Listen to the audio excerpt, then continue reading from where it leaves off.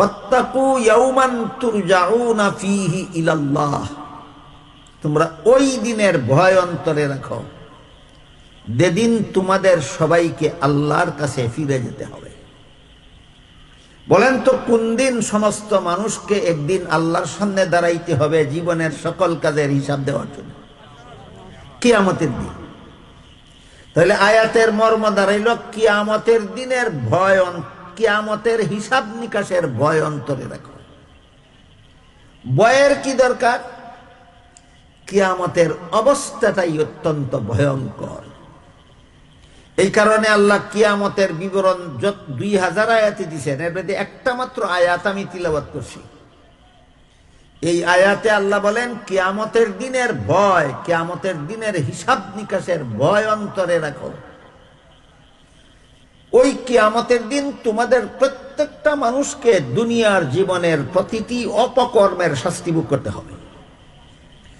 দুনিয়ার জীবনে যে যত রকমের বদ আমল করবে, খারাপ কাজ করবে, অপকর্ম করবে, সবগুলির শাস্তি কড়ায় গন্ডায় কিয়ামতের দিন ভোগ করতে হবে।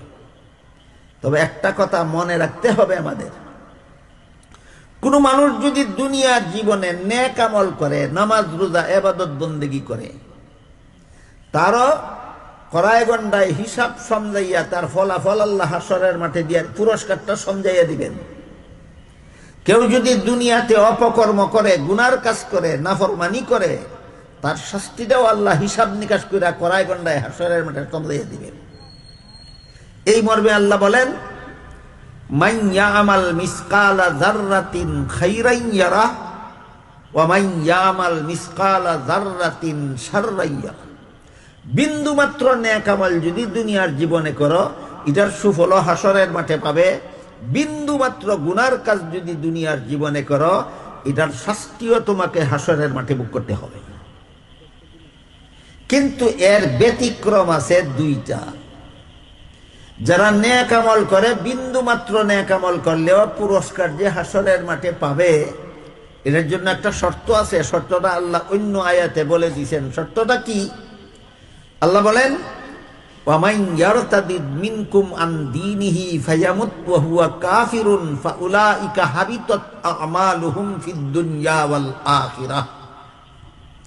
কোন নেক আমল করনেওয়ালা, নামাজ রোজা করনেওয়ালা, ইবাদত বন্দেগী করনেওয়ালা যদি মরণের আগে মুরতাদ হয়ে যায়, মরণের আগে মুরতাদ হয়ে যায়, মরণের আগে মুরতাদ হয়ে যায়, কথার মর্ম হইল আল্লাহর বিধানে অবিশ্বাসী হয়ে যায়। আল্লাহর হালাল রে আর হালাল মানে না, আল্লাহর ঘোষিত হারামকে আর হারাম মানে না, আল্লাহর বিধানে অবিশ্বাসী হয়ে যায়, তার অতীত জীবনের সমস্ত নেক আমলের পুরস্কার বাতিল হয়ে যায়।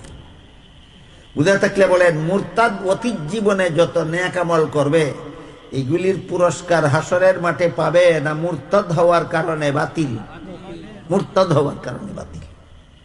ঠিক তেমনি ভাবে একজনে অতীত জীবনে যত গুনার কাজ করছে, যত রকমের অন্যায় অপরাধ করছে, যদি মরণের আগে আগে হুশ জ্ঞান থাকা অবস্থায় যথারীতি তওবা কইরা গুনাহ ছেড়ে দেয়, আল্লাহর পথে ফিরে আসে, তাহলে হাদিস শরীফে রাসূল করিম সাল্লাল্লাহু আলাইহি ওয়াসাল্লাম বলেন আত-তাইবু মিনাজ যামবি কামাল্লা যামবালা।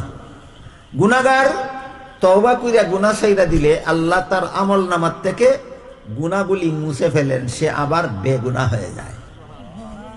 কাজেই নেক আমলের পুরস্কার হাশরের মাঠে পাওয়ার জন্য শর্ত হইল মরবার আগে যদি মুরতাদ না হও, আর প্রত্যেকটা গুনার শাস্তি হাশরের মাঠে পাওয়ার জন্য শর্ত হইল মরণের আগে যদি তওবা না করে।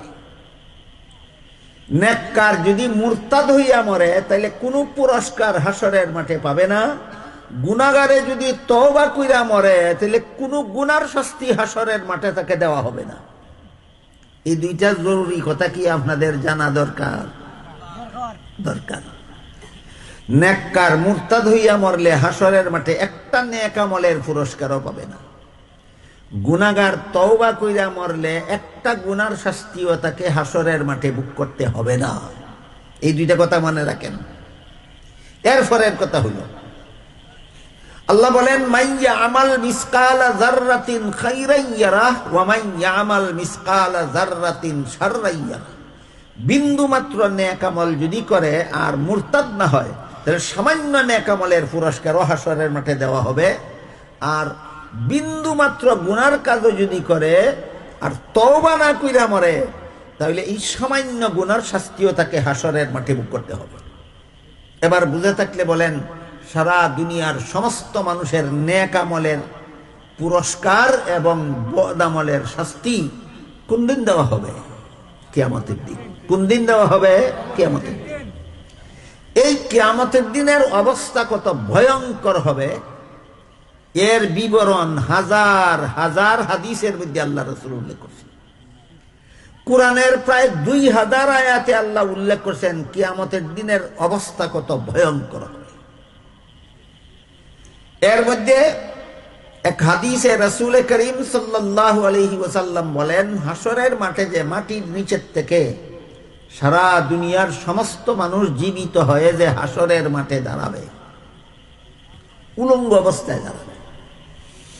বুঝে থাকলে বলেন, মাটির নিচের থেকে আমরা জীবিত হয়ে যে হাসরের মাঠে দাঁড়াবো, কি অবস্থায়? উলঙ্গ অবস্থায়। এই কথা শোনা মাত্রই নবীর বিবি আয়েশা রাদিয়াল্লাহু আনহা, নবীর বিবিগণ সারা দুনিয়ার সমস্ত মুসলমানের মা, আল্লাহ কোরআনে বলছেন নবীর বিবিগণ সারা দুনিয়ার সমস্ত মুসলমানের মা, অর্থাৎ নিজের গর্ভধারিণী মাকে বিয়া করা যেইভাবে হারাম, নবীর ইন্তেকালের পরে নবীর বিবিকে বিয়া করাও সারা দুনিয়ার মুসলমানদের জন্য হারাম। এই ব্যাখ্যা মতো নবীর বিবিগণ সমস্ত মুসলমানের মা। তো উম্মুল মুমিনিন, সমস্ত মুমিন মুসলমানের মা নবীর বিবি আয়েশা রাদিয়াল্লাহু আনহা যখন রাসূল বললেন উলঙ্গ অবস্থায় দাঁড়াবে হাসরের মাঠে সমস্ত মানুষ, সাথে সাথে নবীর বিবি আয়েশা প্রশ্ন করলেন, ওগো আল্লাহর রাসূল, সারা দুনিয়ার সমস্ত নারী পুরুষ একজনের সামনে আরেকজন উলঙ্গ অবস্থায় দাঁড়াইয়া থাকবে, এটা তো বড় লজ্জার কথা। আপনারা কি মনে করেন, এই সভাটার মধ্যে সমস্ত নারী আর পুরুষ একসাথে উলঙ্গ হইয়া দাঁড়াইয়া ওয়াজ শুনলে কেমন লাগে? লজ্জার ব্যাপার। নবীর বিবি আয়েশা বলেন, সারা দুনিয়ার সমস্ত নারী পুরুষ এই হাসরের মাঠে একজনের সামনে আরেকজন উলঙ্গ অবস্থায় দাঁড়াইয়া থাকবে, এটা তো বড় লজ্জার কথা। জবাবে রাসূল বলেন, ও আয়েশা, হাসরের মাঠের অবস্থা এত ভয়ঙ্কর হবে, না জানি কার উপর কি শাস্তির হুকুম হয়, কারে না জানি আল্লাহ জাহান্নামে যাওয়ার আদেশ করে বসেন। এই ভয়ে সারা দুনিয়ার সমস্ত মানুষ আল্লাহর আযাব গজবের ভয়ে হা কইরা উপর দিকে তাকাইয়া যে দাঁড়াইবে, 50,000 বছর দাঁড়াইয়া থাকবে। এর ভিতরে 1 সেকেন্ডের জন্য কোনো সময় নিচের দিকে দৃষ্টি নেওয়ার সাহস করবে না, হা কইরা উপর দিকে দাঁড়াইয়া থাকবে 50,000 বছর। কাজেই কে নারী আর কে পুরুষ, কার ফরনো কাপড় আছে আর কার ফরনো কাপড় নাই, এই চিন্তা করার সময় কোথায় তার? নবীর বিবি আয়েশার প্রশ্নের জবাবে নবী যেই কথাটা বললেন, কথাটা বুঝে থাকতে বলেন, হাসরের মাঠে বড় স্বাভাবিক অবস্থায় মানুষ দাঁড়াবে না, মারাত্মক ভয়ঙ্কর অবস্থায়, মারাত্মক ভয়ঙ্কর অবস্থায় হাসরের মাঠে মানুষ দাঁড়াবে। হাদিস শরীফে আল্লাহ রাসূল বলেন, 3 দল মানুষ হাসরের মাঠে 3 অবস্থায় দাঁড়াবে। এগুলি আমাদের জানা দরকার। 3 দল মানুষ হাসরের মাঠে 3 ভাবে দাঁড়াবে।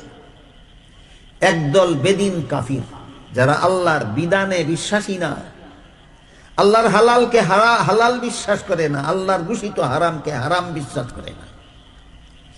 এই রকম বেদিন কাফির অবস্থায় যাদের মরণ হবে, হাদিস শরীফে রাসূল করিম সাল্লাল্লাহু আলাইহি ওয়াসাল্লাম বলেন, আল্লাহ হাসরের মাঠে এদের পা 2 পা উপর দিকে করে, মাথা নিচের দিকে করে চেহারার উপর দাঁড় করাবেন। এই একদল মানুষ এই অবস্থায় হাসরের মাঠে দাঁড়াবে, এরা হইল বেদিন কাফির। বুঝে থাকতে বলেন, বেদিন কাফির হাসরের মাঠে 2 পায়ের উপর দাঁড়াবে না নিজের চেহারার উপর দাঁড়াবে? পা কোন দিকে থাকবে? উপর দিকে থাকবে। মাথা থাকবে নিচের দিকে, চেহারার উপর দাঁড়াবে। এই কথাটা যখন রসুল বললেন তখন সাহাবায়ে